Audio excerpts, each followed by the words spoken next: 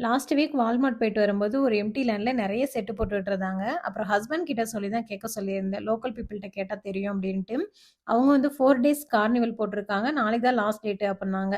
சரி இன்னைக்கு ஈவினிங் ஒரு 5:00 மேல பசங்கள கூப்பிட்டுட்டு போயிட்டு வரலாம் அப்டின்னு தான் கிளம்பி போயிருந்தோம். போம்போதே நெறைய போலீஸ் நின்னுட்டு இருந்தாங்க. என்னடான்னு பார்த்தா சைக்கிள் ரேஸ் நடந்துட்டு இருந்துச்சு. நாங்க முடிச்சுட்டு ஒரு 8:30க்கு ரிட்டர்ன் ஆயிருப்போம். அப்பயுமே வந்து ரேஸ் பண்ணிட்டு தான் இருந்தாங்க. போனதுமே ஹஸ்பண்டும் நித்துவும் இந்த ஃபெரஸ் வீல்ல தான் போனாங்க. என்னையுமே கூப்பிட்டாங்க. நான் தான் போமாட்டேன்ட்டேன். பசங்க 2 பேரும் செம்மையா என்ஜாய் பண்ணாங்க. ஆனா நம்ப ஊர்ல மாரிலாம் அந்த வீல் வந்து ரொம்ப ஸ்பீடெல்லாம் சுத்தல. ஏன்னா, அதுல வந்து அடல்ட்டுக்கு ஒருத்தவங்க கூட ஒரு கிட்ஸ் வந்து அலோவ் பண்ணாங்க. அதனால அது ரொம்ப ஸ்லோவா தான் சுத்துச்சு.